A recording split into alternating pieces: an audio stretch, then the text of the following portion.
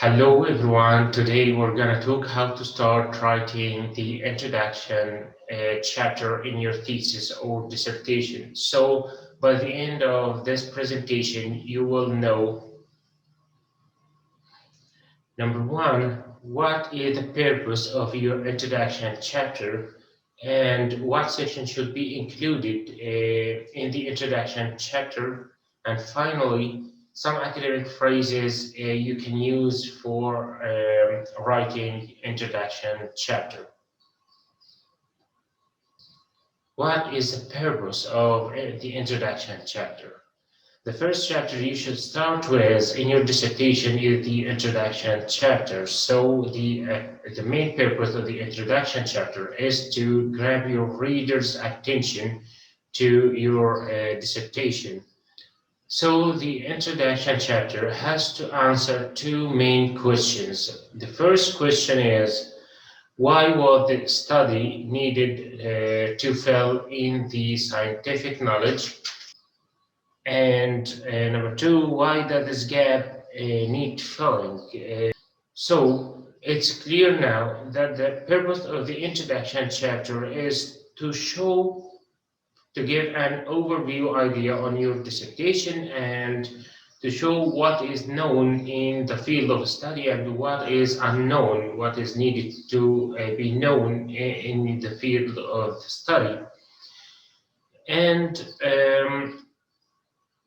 also justify discussing the problem of your study and why is it important to discuss this particular problem or this specific problem. So one of the introduction chapter purpose is how and why we should fill in this gap in the scientific knowledge. So here comes to the main question: what section should be included in my introduction chapter?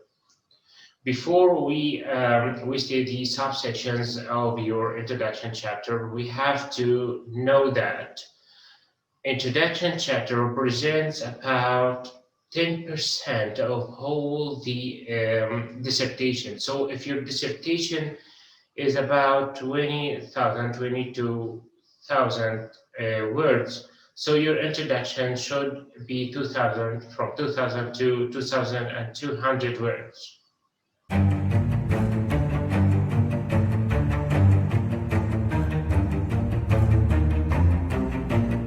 So what sections should be included in my introduction chapter?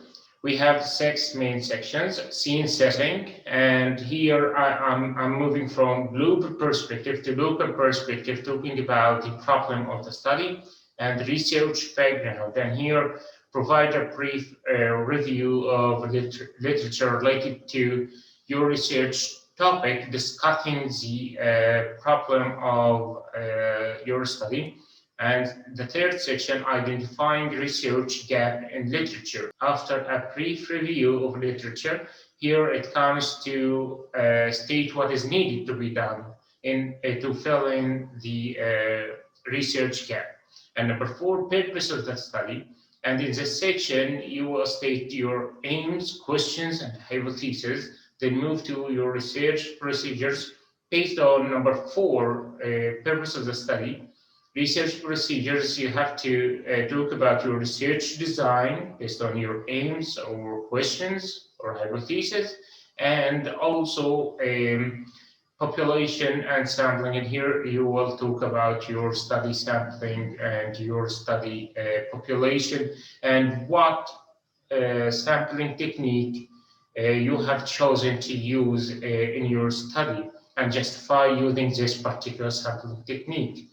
And study instruments. And study instruments here, you show the your chosen study instruments that you will use to collect data from your study sample, and then that data analysis. And in the data analysis subsection, here you need to state what approach you will use to analyze data, even with quantitatively or qualitatively or mixed approach method.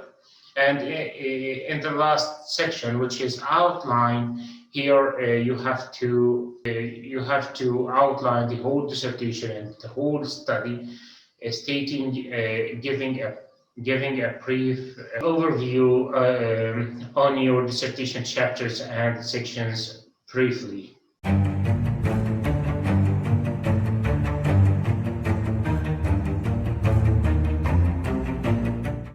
At last, we have some academic phrases you can use when you start writing your introduction chapter.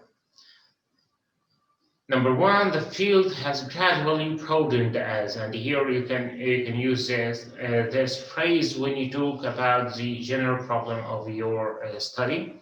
One of the major topics to be investigating in this field is there are several common kinds of.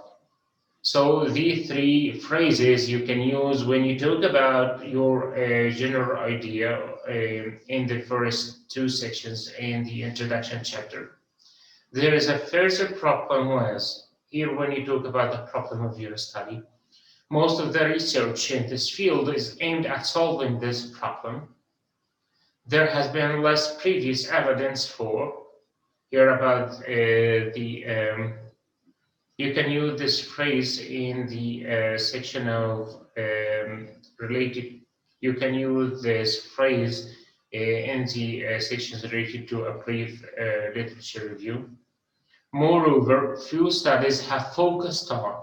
Here you can use it when you talk about your research gap. Aim is to develop more sophisticated methods for, and here you can use this phrase when you talk about the research objectives. One of the objectives is to improve this thesis has made several significant contributions to the field of. So these are the academic phrases you can use while writing your introduction chapter. Thank you for watching. I'm looking forward to seeing you again in the next video talking about writing the second chapter literature review. Thank you for watching.